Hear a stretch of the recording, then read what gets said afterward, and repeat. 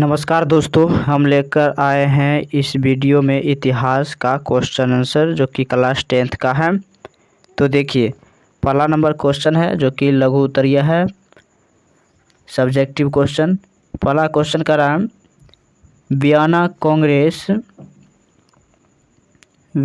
कांग्रेस की दो उपलब्धियां बताएं। वियना कांग्रेस की दो उपलब्धियां बताना। तो देखिए, आंसर है वियना सम्मेलन की मुख्य उपलब्धियां उपलब्धियां क्या हैं? नेपोलियन द्वारा पराजित राजवंशों की पुनर्स्थापना का प्रयास किया गया, यानी कि पुनर्स्थापना का प्रयास किया गया था। अगला है, यानी कि दूसरा नंबर है, फ्रांस और स्पेन में बुर्बो राजवंश को फिर स्थापित किया गया था। बुर्बो राजवंश का स्थापित किया गया था। अगला है तीसरा, फ्रांस में लुई 18वां की राजगद्दी दिया गया। लुई 18वां की राजगद्दी दिया गया था। अगला क्वेश्चन अब देखिए इसी प्रकार,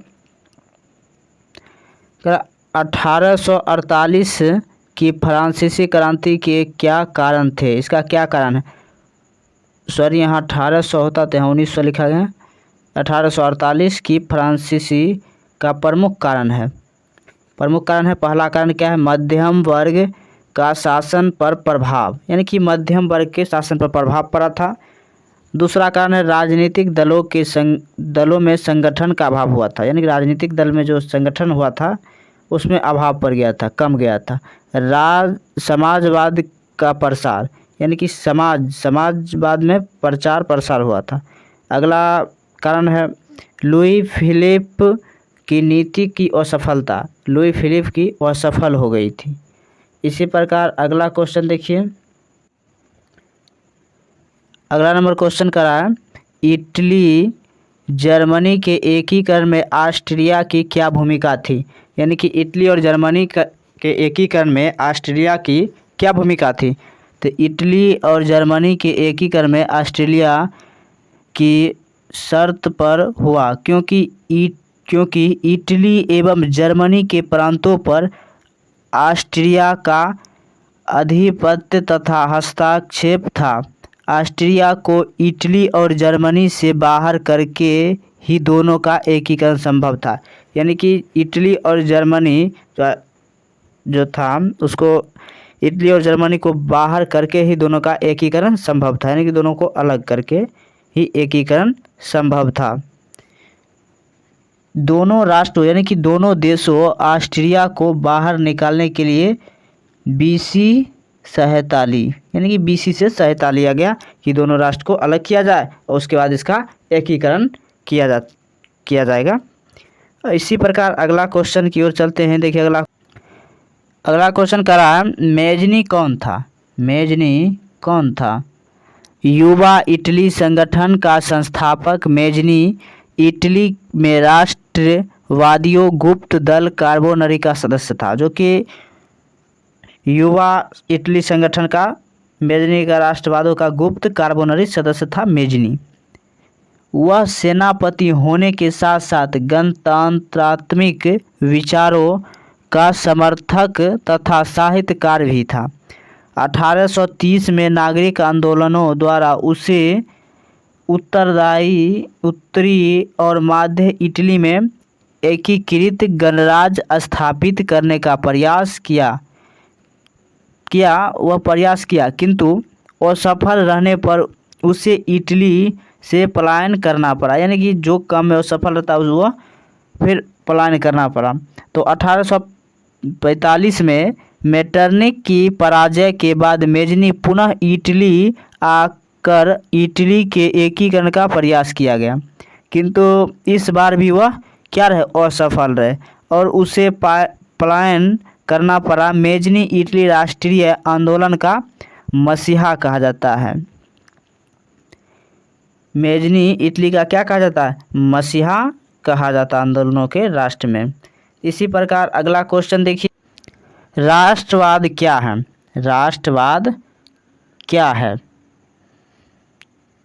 राष्ट्रवाद किसी विशेष भौगोलिक, सांस्कृतिक या सामाजिक परिवेश में रहने वाले लोगों के बीच व्याप्त एक भावना है जो उन्हें उनमें परस्पर प्रेम और एकता को स्थापित करती है। यह भावना आधुनिक विश्व में राजनीतिक पुनर्जागरण का परिणाम है। इसी को हम क्या कहते हैं? राष्ट्रवाद कहते हैं। राष्ट्रवाद का मतलब होता है जैसे कि किसी भौगोलिक संस्कृति या सामाजिक परिवेश में रहने वाले लोगों के बीच व्याप्त की भावना को हम एक जैसे कि प्रेम हुआ, एकता हुआ, इस बात के लेकर के हम राष्ट्रवाद कहते हैं। इसका परिणाम यानी कि जो परिणाम निकल कर आता है उसे हम राष्ट्रवाद कहते हैं। इसी प्रकार अगला क्वेश्चन कर रहा है कि जर्मनी के एकीकरण की बाधाएं क्या थी? जब जर्मनी का एकीकरण हो रहा था तो इनका कौन कौन सी बाधाएं थी? तो जर्मनी के एकीकरण में क्या निम्नलिखित बाधाएं थी? पहला बाधा, लगभग 300 छोटे छोटे राज्य, जो कि इतने राज्य थे, 300 छोटे छोटे राज्य था, इसीलिए इनका एकीकरण नहीं हो पा रहा था।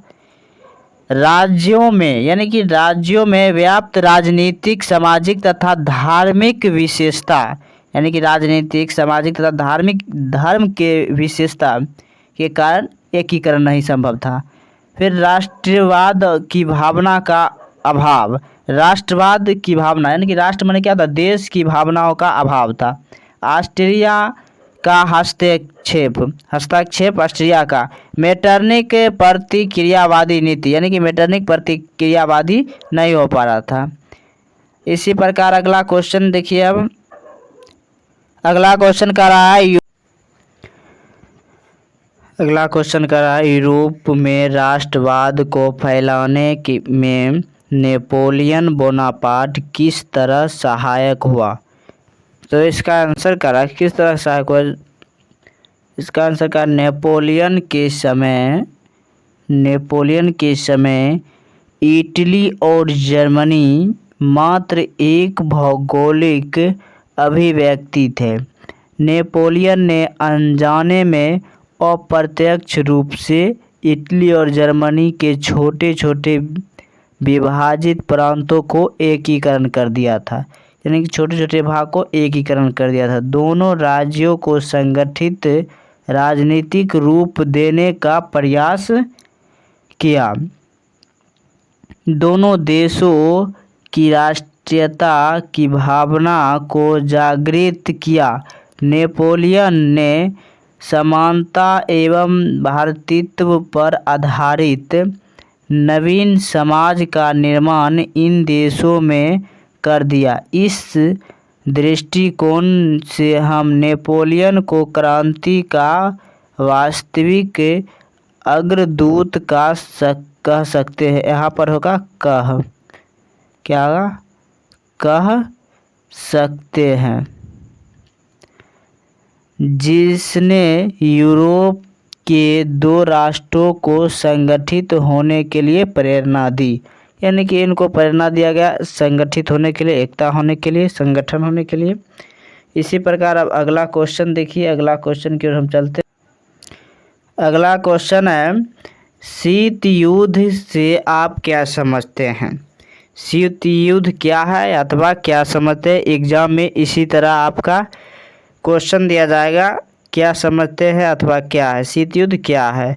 तो इसे इस प्रकार आप आंसर बता सकते हैं कि द्वितीय विश्व युद्ध के पश्चात पूंजीवाद राष्ट्र अमेरिका एवं साम्यवादी राष्ट्र रूस के बीच प्रत्यक्ष रूप से युद्ध न होकर के बातचीत द्वारा एक दूसरे को नीचा दिखाने की कोशिश करते थे। यानी कि प्रत्यक्ष रूप से युद्ध न होकर के बातचीत द्वारा, यानी कि एक दूसरे को नीचा एवं ऊंचा दिखाने की कोशिश किया जाता था। प्रत्यक्ष युद्ध कभी भी हो सकता था, यानी कभी भी हो सकता था प्रत्यक्ष रूप से। इसी को हम शीत युद्ध कहते हैं। अगला क्वेश्चन की ओर चलते हैं। अगला क्वेश्चन इसी प्रकार है,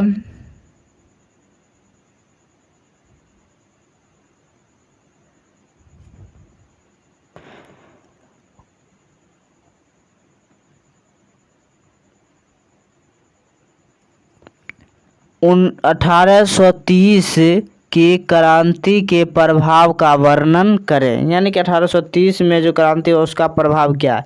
1830 की क्रांति निम्नलिखित प्रभाव है। पहला देखिए है 1830 की क्रांति का प्रभाव यह रहा कि इसने देश के कट्टर राजस्थवादियों के प्रभाव को कम कर दिया। अगला दूसरा नंबर है, इस क्रांति ने फ्रांसीसी क्रांति के सिद्धांतों को पुनर्जीवित किया तथा वियना कांग्रेस के उद्देश्य को निरस्त सिद्ध किया, यानी कि निरस्त सिद्ध कर दिया। इसका प्रभाव संपूर्ण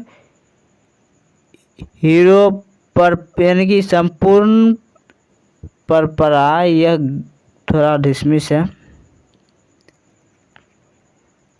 सभी यूरोप, यहाँ होगा यूरोप, हीरो जहाँ है तहाँ यूरोप पर पड़ा, संपूर्ण यूरोप पर पड़ा। यूरोपीय राष्ट्रीय में राजनीतिक एकीकरण, संवैधानिक सुधारों तथा राष्ट्रवाद के विकास का मार्ग प्रशस्त हुआ। अगला इसी प्रकार है, इटली तथा जर्मनी का एकीकरण तथा यूनान, पोलैंड एवं हंगरी में तत्कालीन व्यवस्था के शुरू हुआ। यानी तत्कालीन व्यवस्था का शुरू किया गया था। यह 1830 की क्रांति का प्रभाव था। इसी प्रकार अगला क्वेश्चन देखिए हम,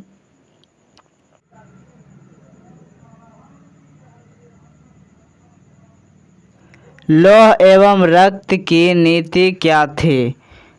लौह एवं रक्त की नीति, लौह एवं रक्त की नीति का प्रतिपादन बिस्मार्क ने किया था। यानी कि बिस्मार्क लौह एवं रक्त की नीति का प्रतिपादन किया था। इस नीति के अनुसार सैन्य शक्ति की सहायता से जर्मनी एकीकरण करना था। यानी कि जर्मनी का जो एकीकरण करना था यह सैन्य शक्ति से करना था। लौह एवं रक्त की नीति का यही परिणाम है। यह वीडियो समाप्त हुआ। अब अगले वीडियो में चलते हैं, तब तक के लिए धन्यवाद। चैनल पर नए हैं तो चैनल को सब्सक्राइब कीजिएगा।